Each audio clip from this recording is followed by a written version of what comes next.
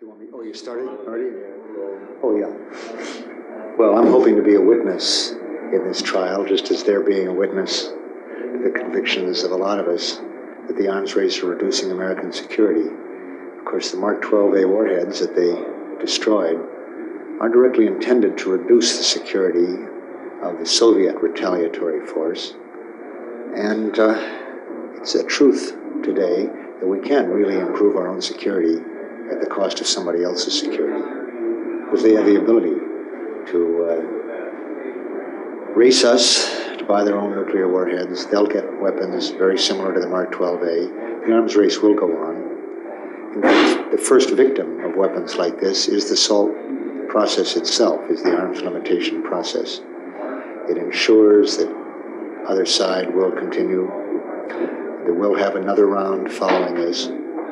And one price of all that is that other countries, seeing that the superpowers have no intention of upholding their obligations under the Non-Proliferation Treaty to stop the arms race and to reverse it, other countries will proceed to imitate us and get their own weapons, and that too will lower our security and everyone else's. So the Mark 12A is, of course, intended, like the MX and the others, to improve our security. The people proposing it are sincere about that. They're patriotic, but they're desperately wrong, just as many of the same ones were wrong in advising us and leading us into the war in Vietnam and prolonging it and escalating it. It wasn't their intentions, in some sense, that were at fault. No one wants to harm everyone on Earth. That's really what they're doing now, by using this same bad judgment in pursuing our own superiority of force with the certainty that the arms buildup will occur on both sides. Why is our leadership so misguided? Well, they're following rules that have served leaders for thousands of years, that you can't go wrong being too strong, that you can't be too strong, and that there's no better way to mobilize your country than in improving its military strength. Nowadays, when that assures that another country will be increasing its capability to attack us because the arms race is not cut off, when strength doesn't buy defense anymore, and we have no defense against Soviet missiles any more than they have any defense against ours. I found a lot of people don't realize that, by the way. They somehow think that all these warheads we're buying are somehow must be contributing to our defense against enemy attack. They don't really realize we have no anti-ballistic missile defense, because such a defense doesn't really exist. It wouldn't really work. More than that, people have the false impression that these warheads are intended at least to deter a direct attack on this country. But quite apart from these warheads, we have, and the ones that Reagan is about to buy, we've had far more than adequate retaliatory power to deter a direct attack on ourselves for many years. We've always had that. These weapons have nothing to do with that. They really have to do with deterring enemy or adversary retaliation to a U.S.-initiated use of small tactical nuclear weapons in a local war, backing up threats of a kind we've made a dozen times in the small wars, so-called, we've actually fought in Korea and Indochina, and in crises in the Taiwan Straits and elsewhere. Reagan right now is making nuclear threats in the Middle East when he warns the Russians that if they went into there, in the northern Iran, let's say, they would be facing a risk of World War III. And that would be World War III initiated by the U.S., since the Russians have a preponderance of non-nuclear strength in that area, which is, after all, on their borders, just as we would have a preponderance of non-nuclear strength in El Salvador, let's say, compared to the Russians, or Mexico, or the Dominican Republic. And yet we're trying to defend what we define as our interests in that area on their borders, just as if the Russians were trying to do it in Mexico, let's say. You can only attempt to do that with nuclear weapons. And that's what we are doing, but obviously at enormous risk. So the MX, which doesn't yet exist, but the Minuteman missiles, the Mark 12A warheads, are being used right now, this month, the way a gun is used when you hit someone's head in a crisis, in a confrontation, whether the trigger is pulled or not. That's why they buy the weapons. They've used them in the past, they're using them now, they expect to use them in the future. And yet, those past uses were in a day when the United States had virtually a monopoly of strategic nuclear force. Whatever one could say about the morality of making threats of mass destruction like that, one could say that the risk of it was very much less in those days than it is today in a world of Soviet parity with us and with other countries having nuclear weapons. So as the risks get higher, the threats keep getting made. And sooner or later, they'll have to be carried out. We'll be in an era of small nuclear wars, which will end eventually, whether it's a decade or a generation later or several generations. Will end with all the weapons going off. That's the most important way in which these weapons hurt our security. They encourage our leaders to persist nostalgically in threats that we first started making at a time when we had a monopoly of nuclear weapons. We've never gotten out of the habit. And it's a habit that will end life on Earth if we don't organize to transcend it. As humans, habits can be changed. What about cross-use threats? Well, the immediate issue is to stop the arms race, not to moderate its acceleration, as SALT was doing, but actually to adopt a bilateral freeze on the production, deployment, testing of any further nuclear weapons, Russian or American. The Russians have indicated a willingness to do that on a number of occasions. I mean, it's American presidents who've been the obstacle to that. They're not willing to cut off Russian weapons at the cost of accepting a halt on our own production, because they've always insisted on pursuing that superiority. Parity has not been enough for our foreign policy, as our leaders have seen it. They have to have superiority. That's because they've relied so much on first-use threats, on the threat of initiating nuclear war. To do that, you really want superiority. You can't have too many strategic weapons backing up a threat like that. The Russians don't rely on such threats. They don't have that need for superiority. They've been willing to accept parity. It's time for our public to tell our leaders they've been wrong. They are wrong. That parity is the only basis for stopping the arms race. That's the only basis for our security, followed, of course, by then bilateral and multilateral negotiations to reduce arms on all sides. Stopping is a first step. I would say an associated step of great importance is for the public to demand a commitment by our president, in law preferably, that the United States will under no circumstances use nuclear weapons first. Our preparations to use them first, our attempts to make that threat credible, it's what keeps the arms race going. And unless we give up that threat, we won't see an end to it.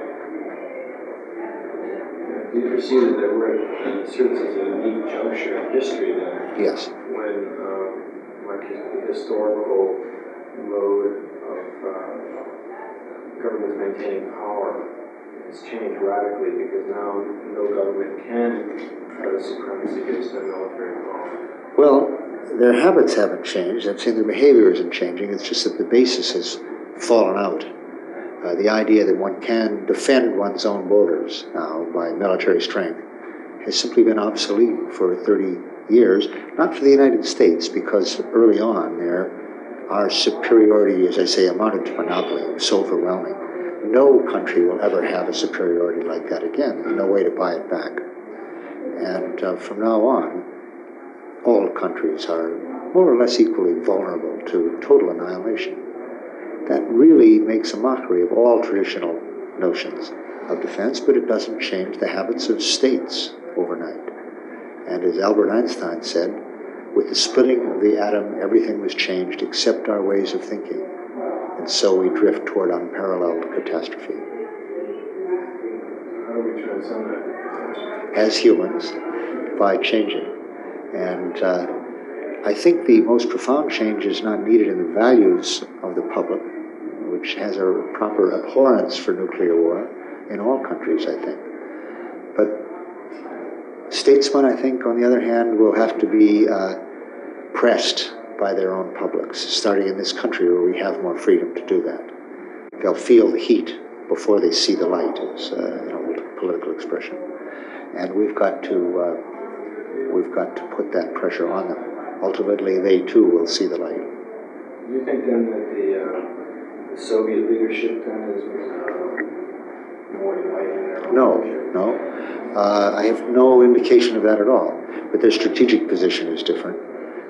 Mainly, they've been used to being number two for so long. They haven't acquired vital strategic interests 10,000 miles from their shores or from their armies, as we've allowed ourselves to do in that 30 years of immense superiority, when we could think of a sphere of influence that extended right up to the Russian borders. The Russians have never been tempted to think in those terms, so they haven't acquired a set of military plans and preparations for such operations. So you're saying it's quite unique for us to be overly paranoid that the Russian units along their border? Paranoia, means two things. Clinically, it refers to excessive suspicion. On the one hand, fears and suspicions, and on the other hand, grandiloquence, feelings of immense power. And this unique possession of nuclear weapons for a long time, with the unique economic power that we had around the world, did create a kind of corruption of our leaders that other leaders, including even Russian, were simply not exposed to. They didn't have that kind of power. They're getting it now, to a degree. They'll never have the unchallenged power that we had. But I'm sure that there are stronger pressures for military buildup in Russia than there were 20 years ago, when they didn't have as big a military-industrial complex as they do today. That's not good. That seems to be the crux of the Renaissance, because the lust for power. So, yeah. And finally, to get back to your question, I think the antidote for that, really, is to confront them with the power of the people. They say a power that countervailing kind. In this country, we have the law on our side. We are the government, according to the Constitution. The public is sovereign. It's not true in other countries. Well, we can begin to ask them on that. How true is it in our country? Well, it's not very true, especially in foreign policy. But in terms of our ability to inform ourselves and to act on that, it is truer than for any other country. I think the public played a more active and powerful role in ending the Vietnam War than was ever true in any other country conducting an imperial war. And it was much easier to do it in this country. That isn't to say it can't be done elsewhere. Even in Iran, even in Poland now, the power of unarmed people confronting their government has been shown to be enormous. But the risks they had to take were very great. In Iran, tens of thousands of people died in demonstrations at the hands of the Shah. We can demonstrate without facing machine guns yet.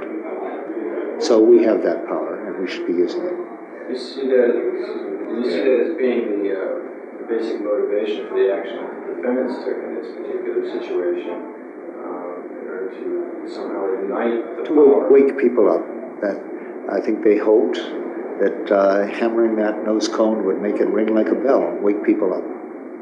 Like a Liberty Bell, would free us from this dream of superior power, of military strength, that has so corrupted us. But it is a dream, it is an illusion, and we have the human ability to wake up from it.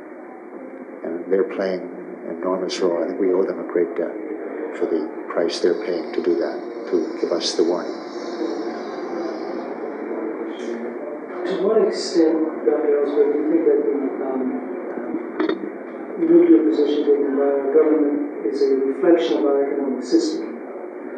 Well, it reflects a very hierarchical system of power, which is the case with our capitalist system, but it's really also been the case with every other system the world has seen in the last 5,000 years of empire in major imperial powers. I don't actually think our imperial behavior is all that different from that of other empires before the age of capitalism. In each case, the leaders are expressing the desire to hold power, to increase their power, to maintain their power domestically, whatever that particular basis for that power is. In our case, of course, it is the connection with corporate power, with corporate interests in general, that's the basis for the main power structure in our country. I think Russian behavior in the satellites in Afghanistan and elsewhere is really very similar. And even when it's not recognized as such. And that doesn't come from capitalism.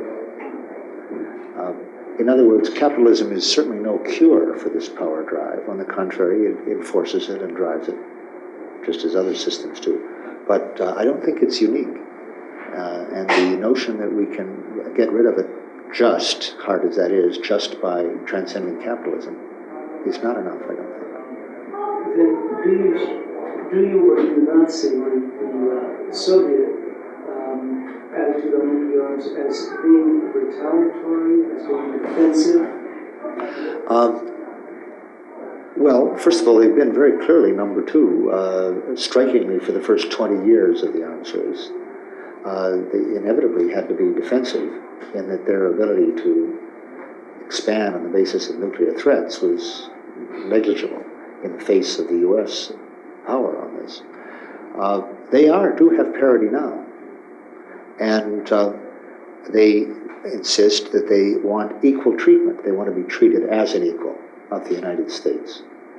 That could have an ominous ring to it, in a sense, and I think with some validity. I think that indeed what they mean by that might be that they want to be as free to make pressures, to put pressure on non-nuclear powers, including their own satellites and their neighboring powers, as the United States has been. Not more so, maybe not quite as much. They're not building up the ability to project military strength, as the military puts it, thousands and thousands of miles away. They don't have the carriers, the amphibious force, the tactical air forces, and so forth. But I think they can aspire to being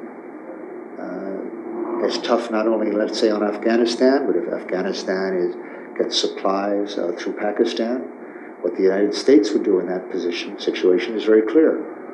We would bomb Pakistan without any hesitation. We would bomb those routes, and we would threaten nuclear weapons. I don't rule out that the Soviet Union aspires to be able to do that same sort of thing in their own sphere of influence, without aspiring to as large a sphere of influence as we. In short, I don't think that the nuclear weapons, the existence of them, has abolished warfare, or aggression, or expansion on either side here, if we're just, and of course there's more than two sides involved, actually, but anywhere you look.